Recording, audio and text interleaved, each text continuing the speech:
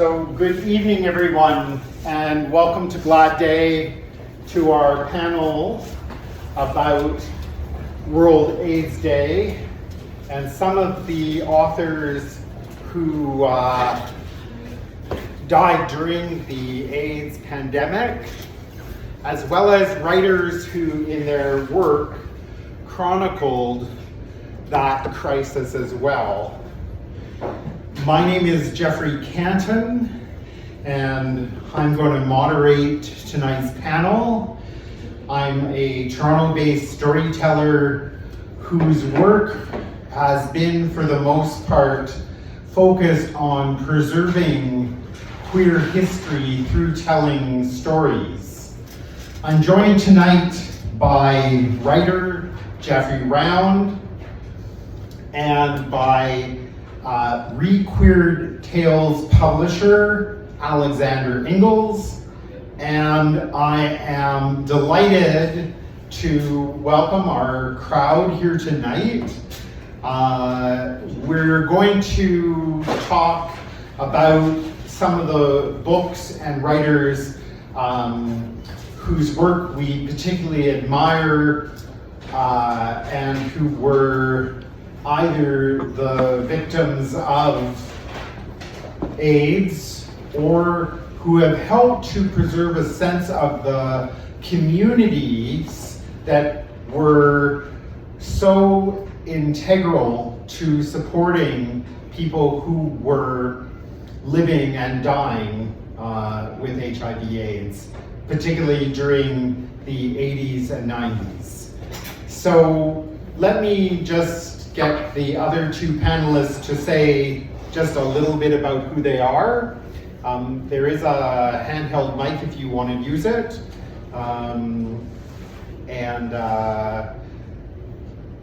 Let me introduce Jeffrey Round. And I'm still figuring out who I am, so I will just say that I'm a living author, and I was the creator of the Church Wellesley Review that was published annually from 1990 to 1999, and then it became a quarterly online for a couple of years after that before we gave it up. But it was the first LGBTQ creative writing journal in Canada. We published a lot of people, including many of the authors who did die of AIDS, and many who are still alive today and actually have careers in publishing. And I'm Alexander Ingles. I'm the publisher. Yeah, let me put that. Give me 1 second. It's a nice green light on it. There you go. There we go. I'm Alexander Ingles, the publisher of ReQueered Tales. We started our publishing venture about 5 years ago.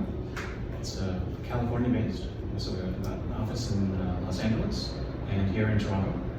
And we've been republishing many authors. We have about 24 authors that we've reissued books, including folks like Felice McKenna, his seminal work like People in History, and some Canadian works such as the Peter McGee and Doug Wilson books we're going to talk about later today, Boys Like Us. You have one. You can keep yours. Yeah, I keep mine. You can keep yours, absolutely.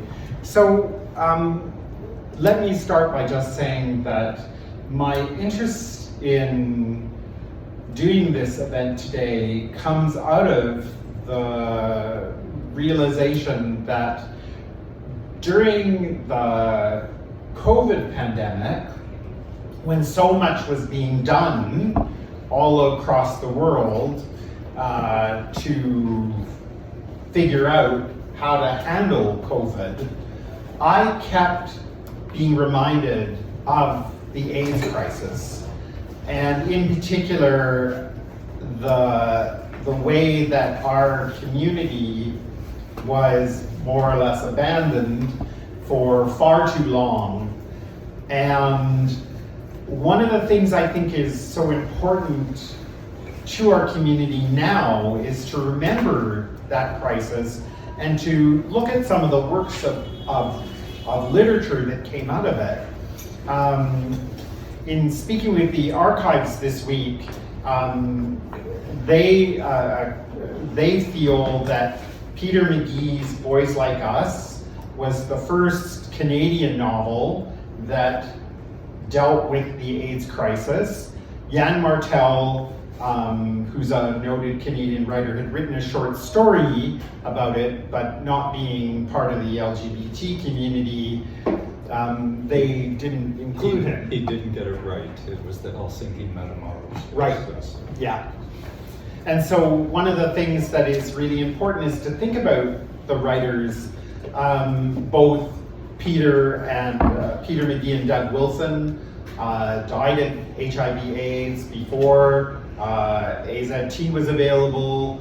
The world looked very dark at this period of time, and so many writers who had such promising careers disappeared. And one of the problems with publishing as an industry is that books get printed, and then at a certain point, if they go out of print, they're often not available. One of my very favorite queer books, which is called Boys on the Rocks by John Fox, who was someone who died of AIDS.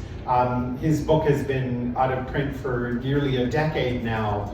And these books tell us a lot about our communities, and whether we're talking about Toronto or New York or San Francisco or wherever, I think it's so important to use these fictional accounts as a way of understanding that crisis and the lives of queer writers. I remember the first time I actually heard about Peter McGee was through the Church Wellesley Review.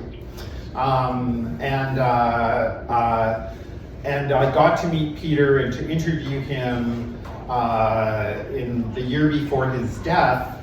But again, in so many ways, it is a real challenge to make sure that these voices are remembered. And there are some wonderful sites online, but it's never enough. And so tonight I want to talk a little bit with my fellow panelists to just think about some of those writers. Maybe you could start off, Jeff, by talking about the Church Wellesley Review a little bit and some of the writers who you might have published who are no longer with us. Okay, that's a great place to start, thank you. My inspiration for starting the review was very simple. I looked around and I did not see queer voices being published in any mass quantities in this country. It was a little better in the States. So when I took on an assistant editorship for Extra, Pink Triangle Press, I approached them and said, listen, you guys have the politics right, that's all great. Could we put a little bit of culture in the magazine? And at first there was resistance. They said, who wants to read about that? I said, no, it's the other way around. If you put the culture in the magazine, people will pick up the magazine and start reading about the politics as well. So you have to serve the lighter side of the community, and then they will respond to that, which is exactly what happened. They were very generous once they saw that when the insert was published in Extra magazine once a year, the advertising revenue fell in line. They thought, oh, this is actually a money-making venture. To a certain extent, it was not overwhelming, but it actually paid for itself as far as I know. I didn't know what to expect in terms of submissions, so we just put out calls everywhere. There was no online marketing at that point. I think we actually put posters in the 519 in bars and things like this. So we were just really doing a ground level reconnaissance on this, and we were deluged by things, much of which was very high quality, to the extent that I was able to convince Timothy Finley to write the foreword to the first edition, because he had been approached by somebody else to write for an anthology, and he confided to me, he said, well, it's really pornography, and I agreed to do this, but that's not the writing that I wanted to represent. I think there's far more in the gay LGBTQ community, as we call it. And lo and behold, he read the stuff that I had chosen with a fellow editor, Peter Hawkins, and he said, this stuff is the community. This is what we want to hear. So it really was groundbreaking. We went on for the next 10 years to publish a number of writers. People would kind of spring up from nowhere when they heard about the review, and then they would disappear. And my best guess is we lost some of those writers whose names are, well, there was one guy, Joe Lewis, just like the fighter, though I think his spelling was different, Lewis. He consistently sent in pieces about living with AIDS, but they were, I guess it was metafiction, you would call it, when you're writing about yourself, but you're fictionalizing it, and his work was spectacular. It was beautiful, and then one day the submission stopped. We just never heard from him. Another was the author of this book, but he was not published at the time. I only published him once. I think it was in 92 or 93.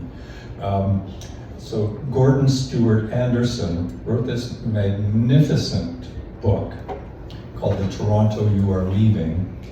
It was not published when he died. His mother was just here and she just left. Marlene Anderson told me a few days ago when I was visiting her that when she was at his bedside as he was dying, he said, my book, and she didn't know what he was talking about. So scouring his computer came up with the text of this, and this is really an extraordinary book. I think it's the best book about being gay in the 70s and 80s in Toronto or in Canada. But it also has magnificent prose that I have to say I compare.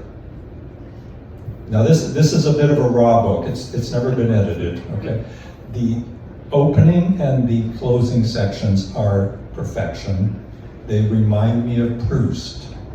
Okay, in between you get some ups and downs, but you also did the same with Proust because he didn't get to edit his final books. I think he only edited the first 3 and then he died, and they were edited somewhat haphazardly by other people. But this is a magnificent book, and we were very privileged to publish a very early piece by Gordon. It was called Bachawana. I thought, because Gordon's bio just says Gordon Stewart Anderson is from Sault Ste. Marie, and Bachawana is, I think it's First Nations community. I thought he was First Nations, and it sounds like from the writing that's what he is writing about. I actually took a trip to Thunder Bay at some point. I thought, that's that little town, I need to go there. So I actually stopped off at Bachawana because I read this story. I didn't know that Gordon had died. The book was eventually published by Marlene many, many years later. I think it came out in 2006, something like that. So maybe 14, 15 years after Gordon had died. And the cover is by the late Steve Walker. Many of you will know his artwork. Marlene had asked him to use the cover, the painting that's on the cover. I knew Steve. I showed up at his studio once. It was on Yonge Street, second floor of South Pacific Clothing or something like that. And he said, I have something for you. And I thought, well, what can that be? And he handed me this book, and I read it, and I loved it. And I wrote a quick review. I put it online on a blog. His mother got in touch with me. Apparently, I had posted the review on Gordon's birthday. So she thought, I need to know who wrote this, right? So Marlene and I have been friends ever since, and that's almost 20 years. Okay, I'll stop there. Let Alexander have a word or two. Sorry. So thank you. It was great to meet Marlene here this evening. The book is The Toronto You Are Leaving, and as you say, it's raw in places.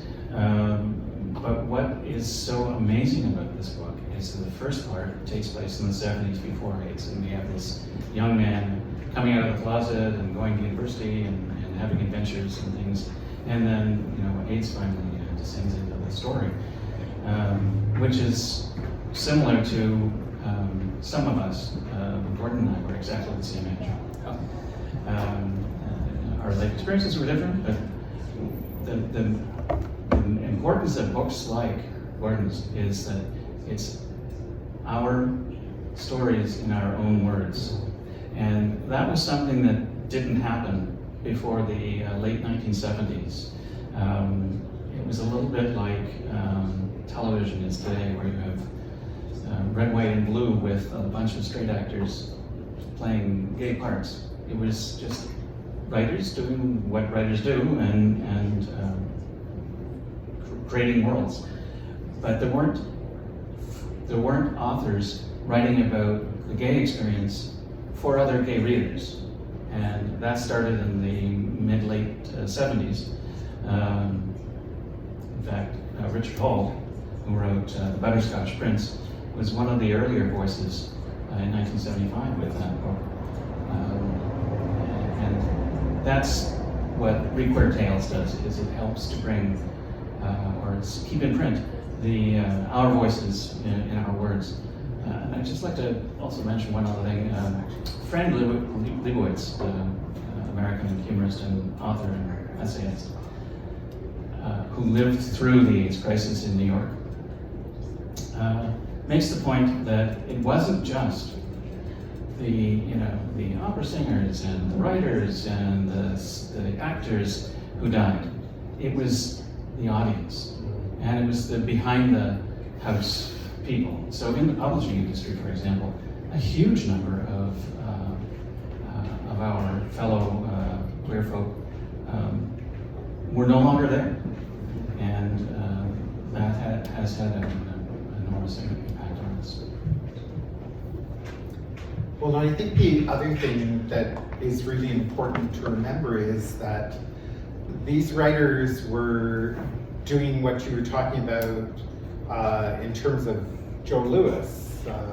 They were writing, in many cases, metafiction. I mean, even though Peter McGee's Boys Like Us and Sweetheart has another angle to it, there's a comedic element that where the main character, whose name is Zero McNew, goes to Arkansas, which is where Peter was actually from. He created a comic scenario for that, but he was also drawing most definitely upon his own life and the life of the community that he was a part of, and trying to give people a sense of what it meant to live with HIV/AIDS. And when Peter died in the fall of 1991, his partner Doug Wilson, who was a well-known activist in Toronto, and he had been the first person to run as a candidate, a federal candidate for the NDP in Canada before Sven Robinson, and had to withdraw from that campaign because in the midst of it, he became quite ill and was diagnosed as HIV positive. He was Peter's, he wasn't just Peter's partner, he was his muse.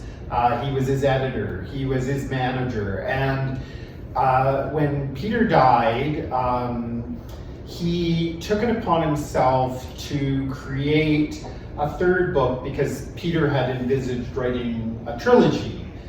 So the first two books, Boys Like Us and Sweetheart, would have been followed by a third book, the title of which we'll never know. But Doug had a few handwritten notes on a piece of lined paper, and he decided that what he was going to do was tell the story of Peter's last days. And so that took metafiction, brought it even closer in many ways. And it is a different book than the first two books. It's got a darker element to it, but at the same time, it really captures what it must have been like for so many people. And as part of Peter and Doug's care teams, I saw firsthand the impact that AIDS had. Yes, it brought us together as a community in so many ways, but of course we were also fighting the battle alone. And I think that is one of the things that the fictions capture so well, that sense of isolation, that sense of not having those structures in place that would have, given more hope during such a brutal period of time. I know, Jeffrey, that one of your interests is Richard Hall, and I wondered if you'd talk a little bit about Richard's work, because he strikes me as a writer who, again, so beautifully captures a sense of that moment. Sure. Richard Hall was a writer whose work I saw at Glad Day Bookshop on Yonge Street, not this one, back in the 90s. And I remember being struck by the cover, but for some reason, I passed that book. It was called Fidelities, by the way. It was his last book of short stories. I passed it over because I had 1,000 other books that I needed to buy and read. But the cover always stuck with me. And in 2019, I was babysitting a friend's house and his 8 cats in New Orleans. And that book literally, I was looking for something else. That book literally fell off and hit me from his shelf. He has just walls of shelves. It's remarkable. And the cats are usually on top of them. And I thought, oh, that's that book from like years ago, right? And I thought, I wonder if it's any good. I better read it. So, and I read it, and I thought, what an extraordinary writer this guy was. An extraordinary book of short stories. So that was it. I didn't follow up too much. And then Alexander came to me one day and said, oh, by the way, we're reprinting a couple of books of Richard Hall. Do you know anything about him? I said, well, I love his one book. And I agreed to write the opening, the introduction, the foreword to the book, the new book they were publishing, because I believe at the time you only republished books, and suddenly you were publishing a new book. I'm gonna let you talk about that, but I agreed to write the introduction for it, and to do that, I went back and read almost all of Richard's works. And what struck me was that Richard, I don't know about if he planned this, but he was published in groups of 3. So there are 3 books of short stories, 3 books of essays, 3 books of plays, but only 2 novels, until this one came out to cap his career. It had been sitting on his sister's hard drive for more than 30 years when Alexander said, by the way, we'd like to republish Richard's work. And she said, no, by the way, I have something for you. So I'll let you finish the tale. Yeah, that's, well, ReQueered Tales mostly republishes works. We have published some original pieces, such as The Spinner of Tales. And what's marvelous about Hall's murder mysteries is the first one from 1975 was published by mass market publisher Pyramid Books. Did pretty well for itself. It's called Butterscotch Prince. It was later reissued by Allison. I think it was Allison. With a little bit of editing and new afterwork from the author. But it's a wonderful, completely gay story, murder mystery, has a sex toy in the middle of the evidence, and it's a tale about 2 men that are twinned. They're not really twins. One was black and one was white. It's our new cover, and they describe themselves as as being twins, but of course they weren't.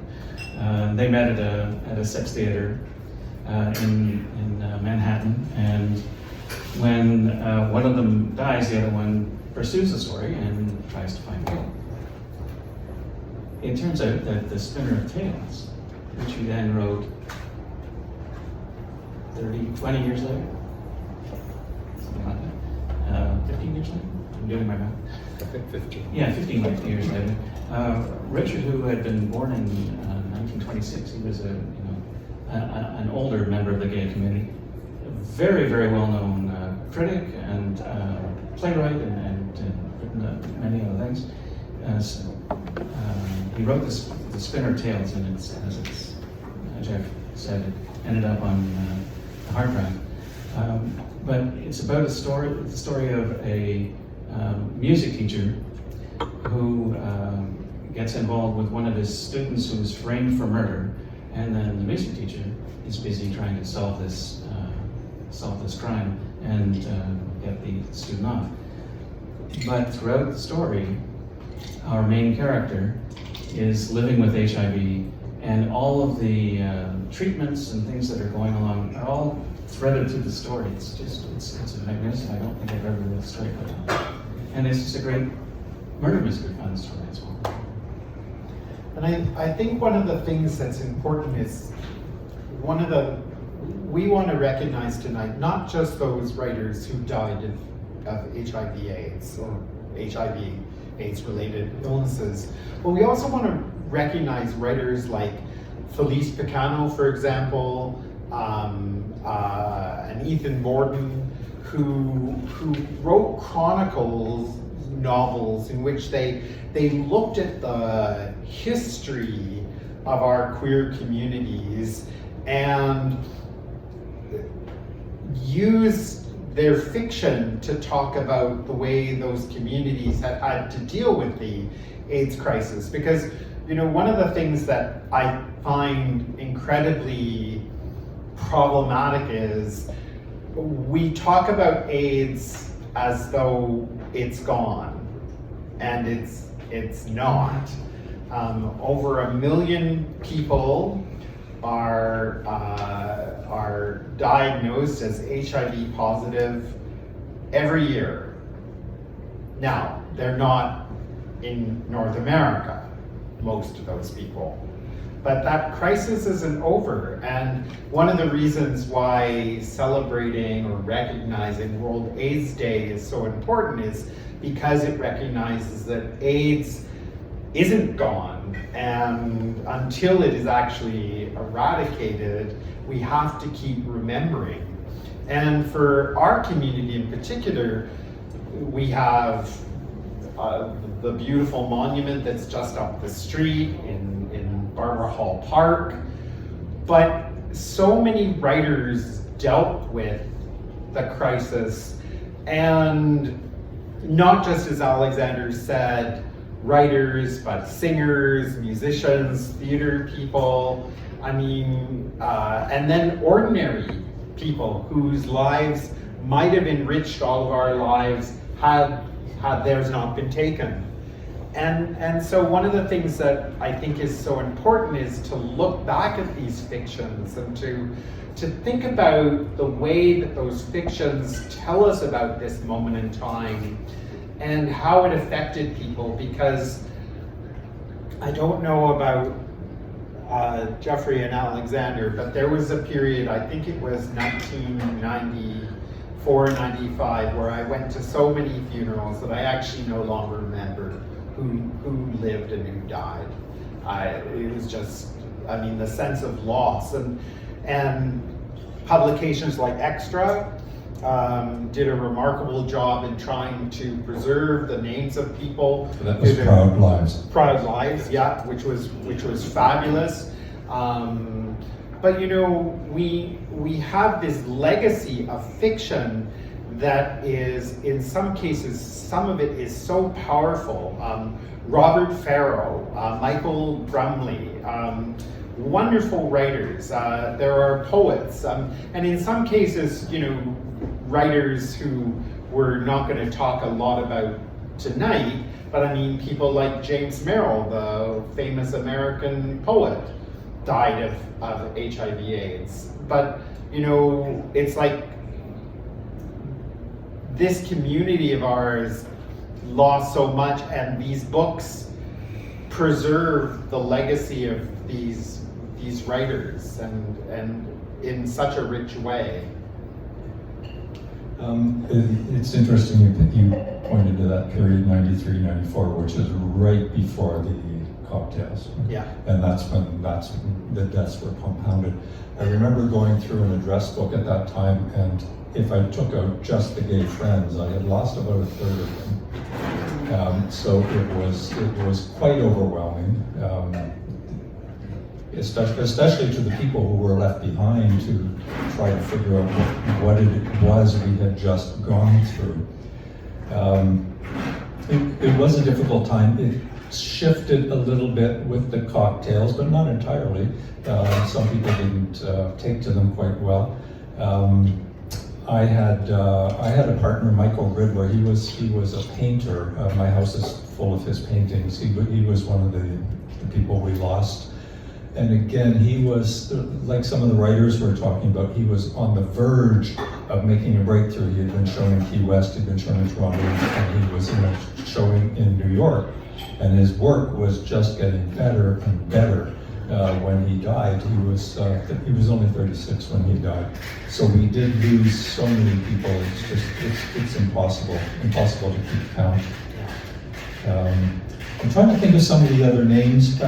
I think there were, so Peter McGee's book struck me. I really enjoyed that when it came out. And Gordon's book many years later when it came out.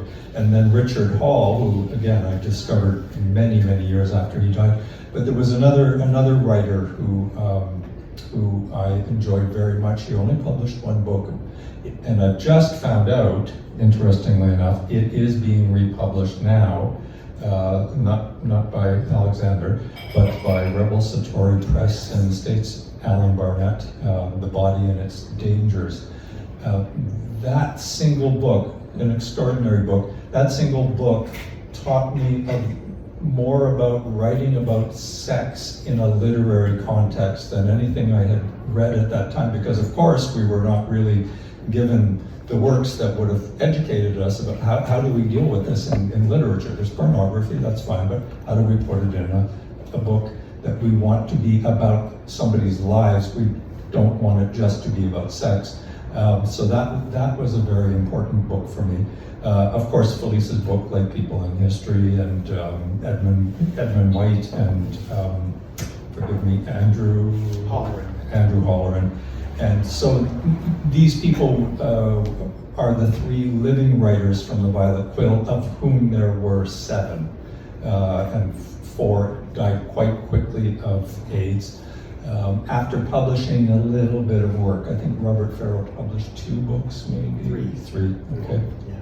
4 novels. Okay, I'm behind. So we don't have a lot from these writers to hold them in our memory, but what is there is fantastic, and we really should cherish it. In the 1970s, there was a magazine called Christopher Street, and many of these writers we've been talking about published in that at the time. I just would like to go back to this time period of 1994-95. Are you pulling out your time table machine? I'm pulling out something.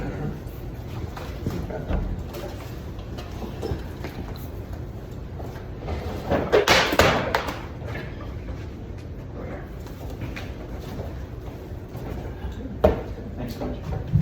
So, as we pointed out, some of the authors didn't die of AIDS. Brian Boldrigan is a professor at Northwestern University in Chicago, and he wrote a book called The Genius of Desire, which was quite celebrated as his first novel. He's gone on to, he had a very chaotic 20s and 30s, I gather, from his bio. And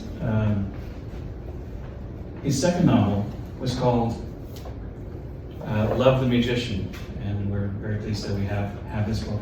And this book is about a man who goes back from California to, I think it's New Mexico, where his lover grew up, met the family after he had died, and all of the emotions and different relationships are raw on the page as he explores things that he didn't know about his lover and his family when they were alive, when he was alive. But to take us to 94, 95, his last novel, published about 2000, I think, originally, was The Boom Economy. And this is a really interesting take on AIDS and authors, because in the beginning of the book, our main character is living in San Francisco and doing exactly what you just described with crowdlife, and Jeffrey has, going to funerals every week and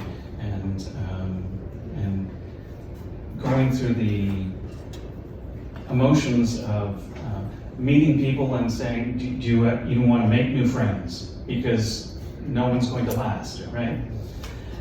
So he sets that up, but he's also part of a drug trial. And it turns out that he's in the drug trial where the drugs actually worked. And so suddenly, for the whole rest of the book, he's faced with, now what does he do? Because he has his life back. And he goes through adventures of traveling through British Columbia and up into the States, and he becomes a seminarian, and a whole bunch of other things happens. It's just a remarkable story, but it takes from that same starting point another outcome, which of course people experience.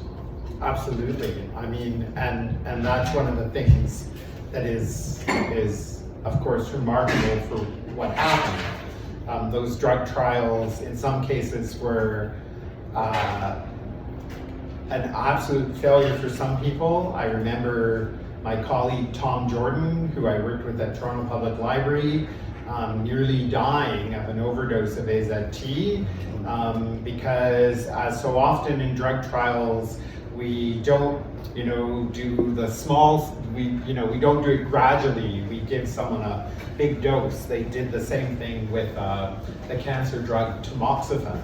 And I mean, people did die from being on AZT.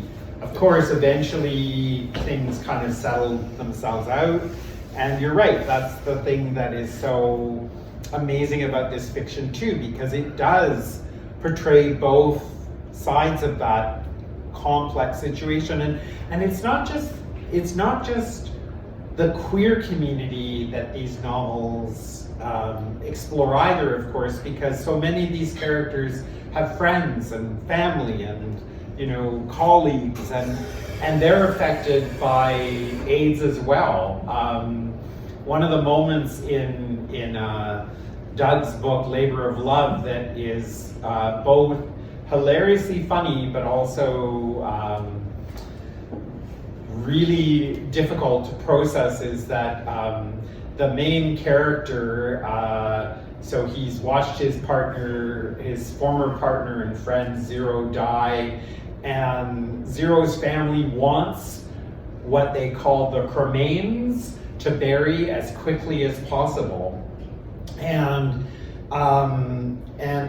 he doesn't want to do it. He doesn't want to bring the cremains to the family.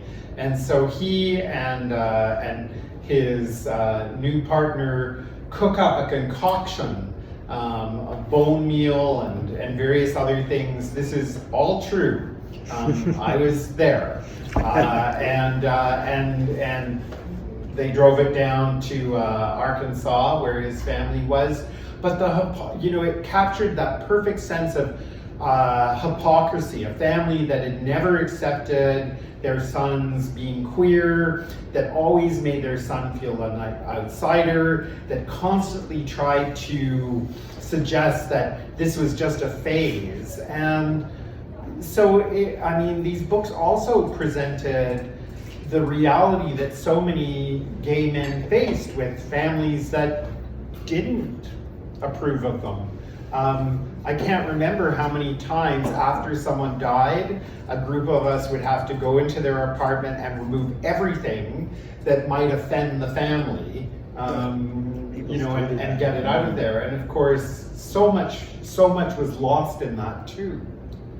I mean, these were dark days, and so what I feel myself about these books and this writing is they tell a story that needs to be more part of our history right now, particularly because of what the world just went through in terms of a pandemic. It wasn't the first. COVID wasn't the first pandemic, even though in many ways we treated it like that. So it's No, I was just going to say I don't know where to take it from there. I can to get off the topic a little bit. I can tell a few horror stories. So Michael, the artist, was my partner for a few years. When he was dying, I won't name the hospital. I was in his room with him one day, and the what are they called? The attendant, the person who comes in to give them food, and not a nurse, not a doctor, refused to touch him and said, "You turn your partner over." And then when Michael died, we had to shop around for a funeral home that would actually accept someone who had died of AIDS to bury them. I think there were only 2 in the city at the time. Rose R. Morrison. I'm sorry? Rose R. Morrison? The one Is that the one that's just over here? Yeah. On Jarvis? Or Just went to a funeral there last week. That was it? Yeah, that's where we took him. Yeah, amazing. Some of the stories that we've republished are about the disco era as well. So back in the 80s, when folks were clubbing their brains out. There are some stories about that, but I've got one. Don't drop everything this time.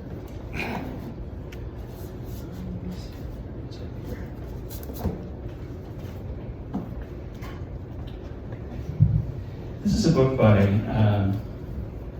J.B. Laws called Steam. And it was, Laws was a Texan living in San Francisco. He won an award for this book. And he was also a fledgling playwright. And unfortunately, he died shortly after this book. But Steam is a great story about the disco era of San Francisco, but it's a horror story. And it's called Steam because in this story, which takes place in the bathhouses and the discos of San Francisco, there's this fog that comes in from the bay. Oh, no way. And snatches people away. And that's not what was happening with AIDS. It's just a terrific read, and also tells you a lot about the time. But it's a great example of how many of these books are just terrific reads just on their own. You know, they don't have to have some overarching message. They do, and they speak to us in our own voices. But they're just great reads, and that's a good example of it. And just while I'm here, then there were people like Philip Gambone, who's a current author, and he did radio interviews back in the late 70s and early 90s, late 80s and early 90s.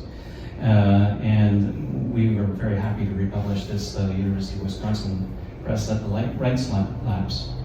And it's interviews with about 30 very well-known authors like Andrew Halloran and Jeffrey Canton, who wrote the first murder mysteries starting in 1970, a character named Dave Brandstetter.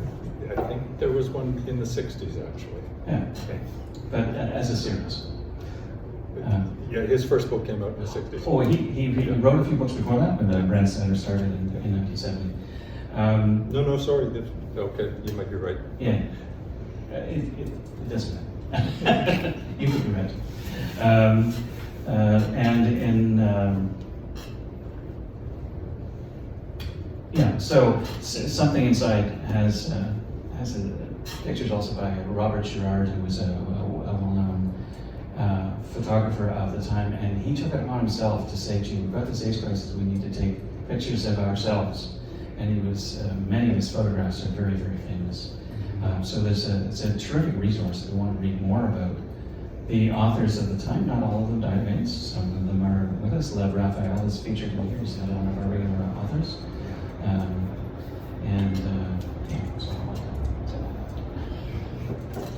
Yeah, I mean, there's almost too many people to talk about, so we can't really address everyone, but that makes me think of Peter Hujar, David Wojnarowicz's partner, but I mean, we lost so many writers at a moment when they were just beginning their careers. They were just showing the promise that they might have fulfilled, and we'll never know what they might have done next. I always think about Peter McGee in that way in particular, because the first two books in his trilogy, I think, only give us the edge of where he could possibly have gone. A mix of social comedy, political commentary, and this heartfelt attempt to give his readers a sense of what living through the AIDS crisis was like. We'll never know what these writers might have given us, but the thing that I think is so powerful is that in so many cases that I've read books by these writers, decades after they were first written, they hold up in a way that I think is extraordinary in telling us what the lives of the communities, queer communities all over North America were like, and I think for me that's what is so powerful about remembering them.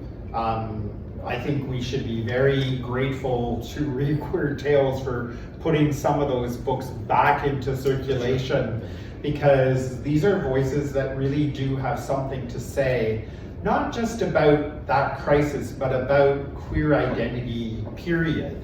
And I think that it's remarkable, the legacy that we do have left, even with all of the AIDS deaths. Yeah, may I just make a quick comment about that? One of the problems with some of these older books is that they not only, some of them have gone out of print, but they're disappearing. This book, if you go to Bookfinder, there is one copy in the world for sale at the moment, and it's priced at $1,800. What? Sorry. 2 years ago, you could get copies of this for a What little are bit we more. bid for this? That's right. 2 or 3 years ago, when we were looking to obtain the rights to this, you could still get copies for sort of a reasonable price. The other issue is libraries. Libraries, in my head, a library is a place you put the books there and they stay there forever. Forever. That does not happen. No. So you can look for our voices, our books, famous books. Yeah. Go to the Toronto Public Library, which is a massive system. It's a wonderful system, and you won't find it there in many cases, and it's very disheartening. Or if you're lucky, it's in the stacks, and the best you can do is go and sit in the library and read it. Yeah. I just want to make a comment about the longevity of the issues. For instance, Richard Hall, he rewrote famous classic books. Books and sometimes short stories. He rewrote an E.M. Forster short story. E.M. Forster died with 2 unpublished works, basically the novel Morrison and a book of short stories that came out a few years later. But he took one of the short stories, which It was okay, but he turned it into something spectacular. It's called Country People, and it's about plagues, living through plagues. Now, Richard Hall was obviously living through that plague, the AIDS plague, contemporary with his life, but the people in the book were talking about something else. And when you flash forward to the time of COVID, it's exactly the same thing that's happening in the same way. Richard did an extraordinary job of that short story. It actually became a film. It's a short film. It's not a feature film. But that's how powerful his writing is. That someone took it now and made a film of it. Something he wrote more than 30 years ago, possibly 40 years ago. Yeah, I think that's the thing that is, for me, what is so remarkable about that. And in mentioning libraries, the one thing I will say is that, so Toronto Public Library started a gay and lesbian collection with the intent purpose of preserving queer literature in their collections, and books that went into the gay and lesbian collection were supposed to stay in that collection in perpetuity. And when the collection was opened in 1990, they had a celebration, and they invited the writer Will Atkin, who had published just one book at that time, a book about his childhood. It was called Terre Haute. I knew it well because I had interviewed Will for Extra. More recently, as Will has been turning to other things, I've been writing a piece about his work, and so I just thought, oh well, I don't have access to a lot of my library, a lot of it's in storage. I'll go to TPL and find a copy, and it's reference only, and it's not a part of the gay and lesbian collection anymore. It's now in the stacks at the Metro Reference Library. But this is the thing, our community has changed in so many different ways, and I think that the access to these writers is, for me, more important than ever. Like when you talk about that story, Country People, I want to go and read it now, right? And the question is, where are we going to find some of these books? Now, luckily, It's Infidelities, there you go. which we have read. Well, there we are, but this is the thing, right? Like, we've got these writers who created amazing works, and some of those writers who died of HIV/AIDS have been very lucky. People like Derek Jarman, for example, the British writer, filmmaker, all of his books are in print. But lots of those writers aren't quite as lucky. And so it's really important both to talk about the books and the writers, and to support small publishing ventures like ReQueered Tales, which are trying to make sure that those books are accessible. And to think about all these remarkable writers who offered us so much. You just reminded me of something. I want to do a little shout out. I can't remember her name, I'm sorry, but she was the one who kept the Peter McGee flag waving. Oh, Fiji Robinson. Yes. Yeah, she just kept pushing it and pushing it and pushing it. I thought, oh, good for you. Let's keep this going, and she did. Yeah. And that's a key point of writers who have died, particularly the living ones, is that they need an advocate. Yeah. Because once the contracts expire, if there's no one there advocating in the public, then they disappear because of so much other stuff going on. Yeah. So, I think we've probably covered what we want to say. Does anyone have any questions? Yeah, I just want to reference the libraries themselves, because there's such an inundation of new books every year. I was at a seminar over 30 years ago, and I think Louise Penny said You're all really good that you're here, you want to become writers, and this was some mystery novels. But she said, so you've eliminated half of your competition.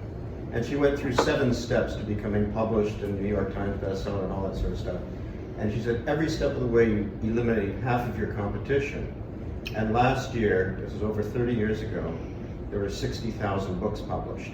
So I don't know how the libraries can keep up with the sheer volume, how they select them, how they, find books that are worthwhile for the audience to read. I can tell you this, if your friends request it from the library, they're going to order it. Okay. So the other thing I want to ask is, today, World AIDS Day, there's a notice in the Counter Signal, which is an alternative newspaper, HIV flooding across our border. We've just published a crucial story on the sharp rise of HIV infections in the country, blah, blah, blah, blah. Over half of the new infections coming from outside the country. Oh, please. So now we're marginalizing immigrants, and what's more shocking is that the vast majority of those infected patients are heterosexual individuals, meaning it poses a deeply troubling new risk to the majority of the Canadian public. According to Alberta Health Services, approximately 55% of the HIV cases identified in 2023 were acquired outside of Canada. Oh, please. So it's the homogeneity of cultures is impacting everyone, but the fact that there's so few people here means that it's really way back in people's consciousness. Oh, absolutely. Well, Did this article mention U equals U at all? Pardon me? Did this article mention U equals U at all? That people who are on basically what we used to call the AIDS cocktail, that it's practically people who are on AIDS drugs today there's like zero, next to zero chance of them, if they're taking their meds properly, of transmitting it. I understand. The focus was on how immigrants are overwhelming the assistance for people with HIV. Was this an American article? Canadian. Oh, really? Yeah. You referenced Alberta, didn't you? Yeah. Yeah. But one of the biggest issues is that you see in North America, the drugs that are available, PrEP and Freddie and various other things, are not necessarily available anywhere else because of the cost of them. 2 years ago, as part of the Toronto Storytelling Festival, I told Doug Wilson's story, or certainly my connection with Doug Wilson's story as part of an event. And in looking at statistics about HIV/AIDS, across Eastern Europe, Africa, there are whole, communities that can't get the drugs they need to prevent. Nor can they get PrEP. Pardon? Nor can they get PrEP. No. Which is ridiculous. Yeah. Yeah. But I mean, so one of the problems is that, again, we're looking at HIV/AIDS from a first world perspective, but the problem is that for quite a long time now, it's been much bigger than that. Yeah. And what they also don't tell you is that some areas in some cities like Washington, D.C. and Atlanta, the HIV rate is the same as like they're pandemic regions that are basically comparable to Africa, some countries in Africa. And again, it's all about access to drugs and racism and everything else. Any other questions? Do you have like a Facebook group card I could take home with me after this? So we do have a little program that has some of the ReQueered Tales versions, and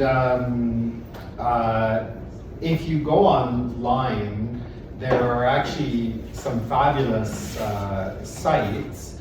There's a book group that is called, Alexander, can you remember what? Yeah, it's Stephen Breed. If you would have like a piece of paper, I could put it in front of me to take home, that would be very There's helpful. an address in there. Is it on there? Yeah. Okay, got it. Down on Yeah, and we'll try next to and, logo. I'll try and find when we're done here, I'll try and find the group that is online, Thank you so because much. I love what it it. is, it's about reading the books of writers who died of HIV/AIDS. And they do a remarkable job. Right now, in fact, they're focusing on the Butterscotch Prince. They looked at both Peter McGee and Doug Wilson's books, but they've also done writers who are not particularly well known and whose works should be better known. Earlier, Jeff mentioned Rebel Satori Press, which is a press in the States, and they just, to celebrate World's AIDS Day yesterday, they had an event in which they talked about 3 books. They talked about a novel by Paul Reed, they talked about a collection of poetry, and then they talked about a reissue they had done of Alan Barnett's book.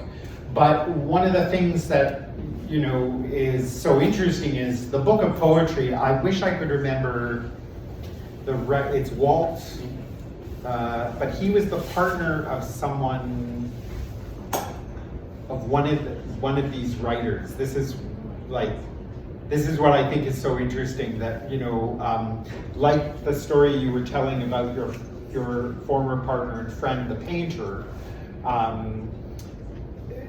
In some cases, you know, somebody would die, you know, your partner might die of HIV/AIDS, but you might not have HIV/AIDS, or because of when this happened, you might have gotten on the cocktail to prevent your death. And so, I mean, this book of poetry sounds quite amazing, and I think that there are so many writers who fall into this category. We only touched, you know, on the surface of anything. Yes. Yeah.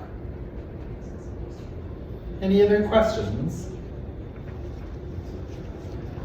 Well, I'd just like to say, it may sound like I'm trying to advertise something. Anybody looking for LGBTQ books, I specialize in selling LGBTQ books on the internet. M.W. Kramer. Is that Mike out there? Yeah, yes, I do. Mike Kramer. Yeah, I do. Anybody looking for especially rare books, that's like my specialty. So M.W. Kramer, just type it in. That's why you put it in, it'll come up. M.W. And if you're looking. Kramer with a that's K my or a specialty. C? The With a Kramer with K. a K or a C? C, sorry, C. Oh. M.W.C.R.A.M.E.R. I don't know. And we're working on a new queer album. Oh, yes, we're also doing a music album. This Wonderful. Is, I don't know if anybody knows. This is Chris Michael from Destination East, the New Age band. Directions is. Directions. Oh, wow. Fantastic. From years ago, this is the lead singer from the band. I'm working with Kids in the Hall right now. We're on Paul music. Molina, you know. Anyways, nice to meet you. You guys are great. My question was for Alexander. What books do you have today here that are available Right, so. that I can get right now? Glad Day has a display right at the front of the 3 Oh, great, okay. Peter McGee, Doug Wilson books. Oh, lovely. And they have a selection of other titles here. Oh, cool. Or check out ReQueeredTales.com. Ah. Or if you go to Facebook, ReQueered is a really special word. You won't find it anywhere else. So if you put ReQueered Tales into any search engine, including Facebook, you'll find us that way. well, thank you all so much for joining us tonight. Jeffrey Brown, who brings his connection with, for me, the very special Church Wellesley Review. It was the first place where I legitimately got published many, many years ago. And also to thank Alexander as well. ReQueered Tales I've been working with over the last few years on the Peter McGee, Doug Wilson books, and it's been a real privilege working with Alexander because of the vision that he has for making accessible books that were not easily available. So anyway, and thank you all for coming to hear us, and have a great night. Can I get a flash photo of that?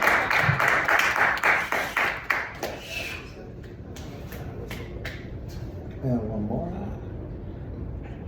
Thank you. Fabulous. Thank you very much. Thank you so much for coming in.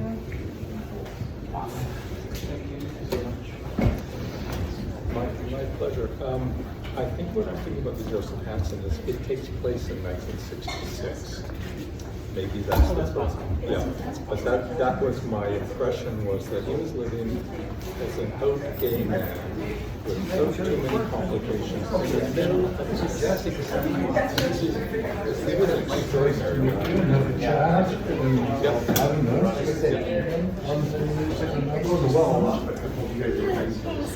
Yes. That's a phrase. Yeah. To me, there's still the.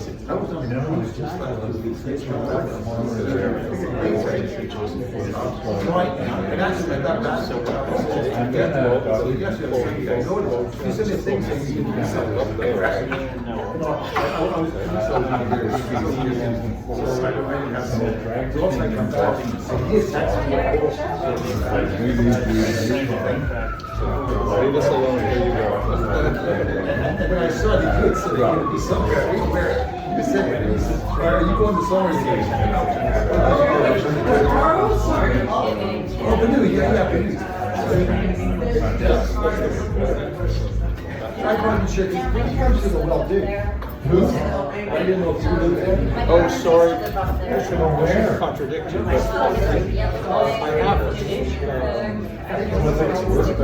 Yes. Yeah, I know. Like, if they had like, yeah, job there, I'm sure. Oh, no, it's